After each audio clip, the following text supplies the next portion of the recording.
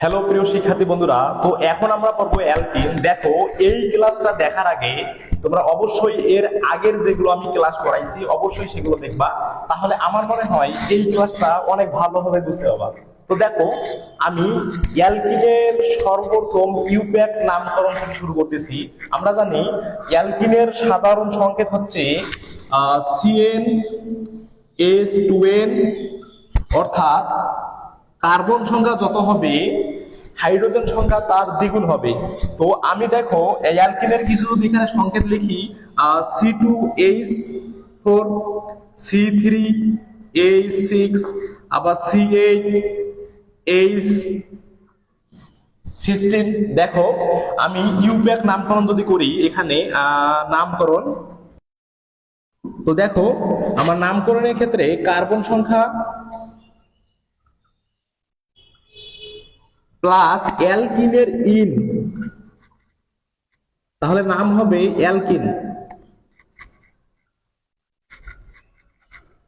তো দেখো, আমি যদি একটা সংকেত লিখি এখানে C3H6, তো এটার নাম কি হবে সেটা যদি আমি বলি, দেখো কার্বন সংখ্যা হচ্ছে 3। আমরা জানি কার্বন সংখ্যা 3 হলে তার নাম হয় মিথ ইথ প্রোপ, অর্থাৎ এখানে হবে প্রোপ। এবং অ্যালকিনের ইন, তো এটা যদি আমি একসাথে করি তাহলে হবে প্রোপিন। একইভাবে দেখো, আমি যদি আরেকটা সংকেত এখানে দেই C5H10, তো এটার নাম কি হবে, ইউপ্যাক নাম কি হবে সেটা যদি আমি বলি, দেখো এখানে কার্বন সংখ্যা 5, কার্বন সংখ্যা 5 হলে হয় মিথ ইথ প্রো বিউট পেন্ট, অর্থাৎ এটা হবে পেন্ট। এবং অ্যালকিনের ইন, তাহলে এটার নাম হবে পেন্টিন।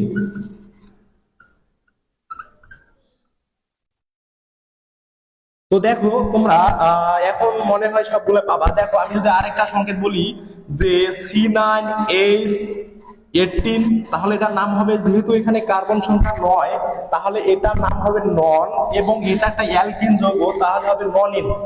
একই সিস্টেমে আমি যদি আরেকটা সংকেত বলি C7H14, এটার নামকরণ হবে, দেখো এখানে কার্বন সংখ্যা আছে 7, অর্থাৎ 7 হলে আমরা জানি হেপ, এবং এটা একটা অ্যালকিন যৌগ, তাহলে এটার নাম হবে হেপ যোগ ইন, হবে কি হেপটিন। তো দেখো আমরা যদি এই সংকেতগুলা একটু গাঠনিক আকারে লিখতে যাই, দেখো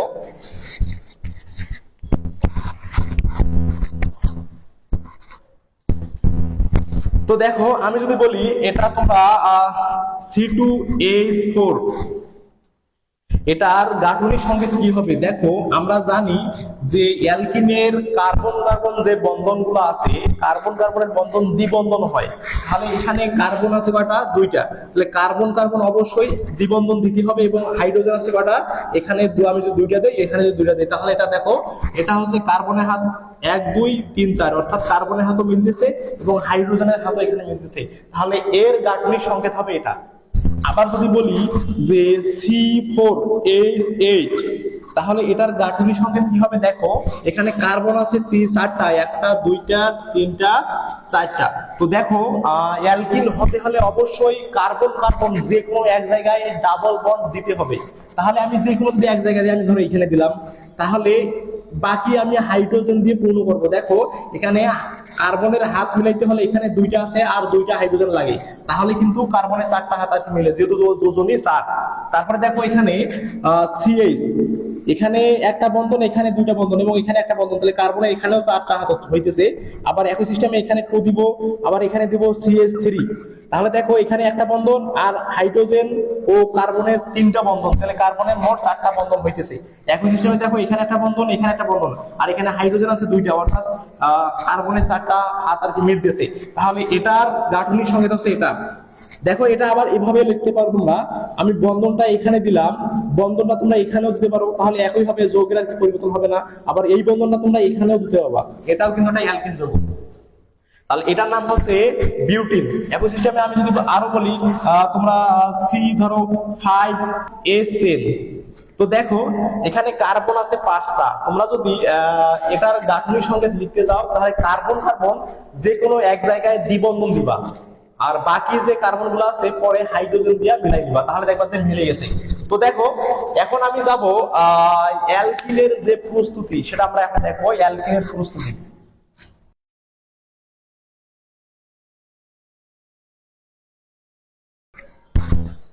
তো দেখো অ্যালকিনের প্রস্তুতি আমরা দুই ভাবে করতে পারি, একটা হচ্ছে ইথাইল ক্লোরাইড থেকে অর্থাৎ অ্যালকাইল হ্যালাইড থেকে। তো অ্যালকাইল হ্যালাইড যদি আমি এখানে একটা উদাহরণ নেই, দেখো আমি নিলাম এখানে CH3 CH2 Cl, এটার নাম হচ্ছে ইথাইল ক্লোরাইড। তো আমি আরো উদাহরণ নিতে পারি CH3 CH2 CH2Cl। তো দেখো এটা হচ্ছে প্রোপাইল হ্যালাইড অর্থাৎ এটা হচ্ছে অ্যালকাইল মূলক আর একটা হচ্ছে হ্যালোজেন পরমাণু। তো দেখো আমি যদি এটা থেকে আমি সোডিয়াম হাইড্রোক্সাইড ক্ষার বিক্রিয়া দেই, তাহলে এখানে উৎপন্ন হবে, দেখো এখানে কি হবে, যেহেতু আমি এখানে সোডিয়াম দিছি, এই সোডিয়াম ক্লোরিনকে নিয়ে তৈরি করবে সোডিয়াম ক্লোরাইড।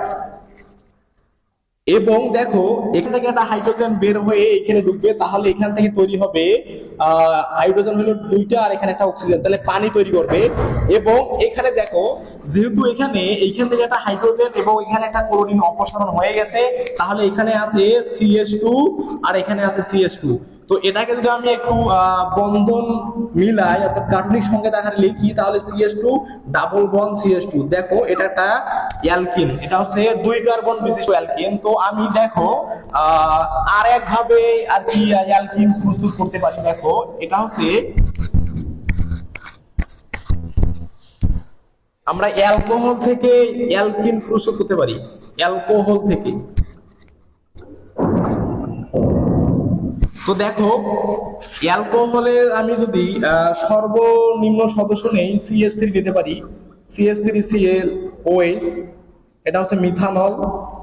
তো আমি যদি আরেকটা উদাহরণ বলি CH3CH2OH, তো তোমাদের বইয়ে আমি দেখছি যে এটা দিয়ে দিছে, তাহলে দেখো আমি এখান থেকে যদি অ্যালকোহল একটা নেই, এটা নাম হচ্ছে ইথানল।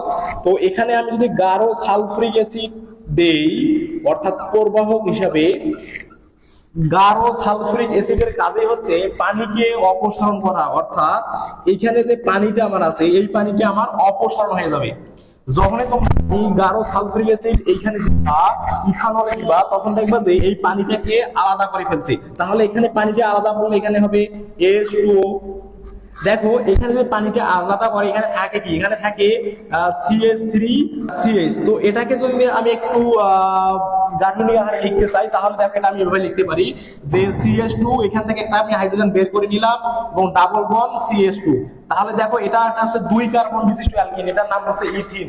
তো এই দুই ভাবে আমরা অ্যালকিন গুলো প্রস্তুত করতে পারি। তো দেখো আমরা জানি অ্যালকাইন হচ্ছে অসম্পৃক্ত হাইড্রোকার্বন, অর্থাৎ যে সকল যৌগে কার্বন কার্বন দ্বিবন্ধন বিদ্যমান সেগুলোকে আমরা বলি কি অসম্পৃক্ত হাইড্রোকার্বন। তো এইখান থেকে যেটা আর কি প্রশ্ন হয় যে অ্যালকিন একটা যে অসম্পৃক্ত হাইড্রোকার্বন সেটা আমাকে প্রমাণ করতে হয়। এটা পরীক্ষায় অনেকবার আর কি আসছে, বারবার দেখি যে একই প্রশ্ন বারবার রিপিট হয়। তো আমরা এটা একটু দেখবো, এখানে আমি যদি অ্যালকিনের কিছু বিক্রিয়া দেখি, দেখো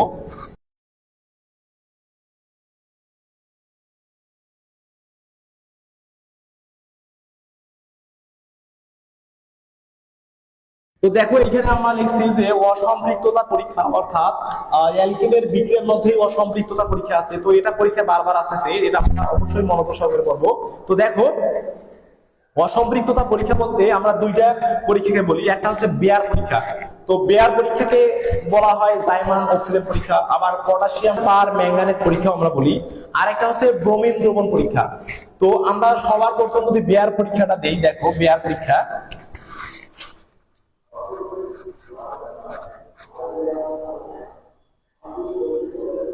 তো দেখো এখানে আমি লিখছি বেয়ার পরীক্ষা। তো আমি যদি অ্যালকিনের সর্বনিম্ন সদস্য নেই, সর্বনিম্ন সদস্য আমরা বলি CH2 ডাবল বন্ড CH2। তো দেখো এইখানে একটা প্রশ্ন হয় যে MCQ এ যে বলে যে অ্যালকিন বা অ্যালকাইনের সর্বনিম্ন সদস্য কোনটি। তো এইখানে অনেকে অ্যান্সারটা করে যে প্রশ্নে ধরো অপশন দেওয়া আছে মিথিন। তো তো আমি দেখি যে অনেকে ভুলবশত এইটা অ্যান্সার করে দেয়। আসলে দেখো মিথেন কিন্তু কখনোই হবে না। এটা যদি অ্যালকেনের ক্ষেত্রে বলতো তাহলে আমাদের মিথেন, আমরা মিথেন বলতাম, তাহলে ওটা ঠিক আছে। আমার অ্যালকেনের সর্বনিম্ন সদস্য হচ্ছে মিথেন, তাহলে এই হিসাবে মিথেন হচ্ছে অ্যালকেনের সর্বনিম্ন সদস্য। তো এটা অনুযায়ী অনেকে ভুল করে। তো দেখো আসলে আমাদের অ্যালকিনের সাধারণ যেটা সংকেত আমরা বলি যে কার্যকরীমূলক অবশ্যই কার্বন কার্বন ডাবল বন্ধন হতে হবে। এখন তুমি যদি বলো যে মিথেন, তাহলে মিথেনে যদি আমি লিখি যে C1H2, তো এইটা হচ্ছে মিথেন। তো দেখো এখানে কিন্তু কার্বন একটা থাকলে কখনো কার্বন কার্বন দ্বিবন্ধন এখানে কিন্তু সম্ভব না। আর দ্বিবন্ধন যদি না হয় কার্বন কার্বনে, তাহলে কখনোই অ্যালকিন হবে না। একই সিস্টেমে অ্যালকাইনের ক্ষেত্রেও সেম প্রসেস, যে আমাদের অ্যালকাইনেরও সর্বনিম্ন সদস্য হচ্ছে ইথাইন। ইথাইন নট মিথাইন, মানে মিথাইন কখনোই হবে না, এটা কখনোই হবে না। অবশ্যই সর্বনিম্ন সদস্য হচ্ছে ইথাইন।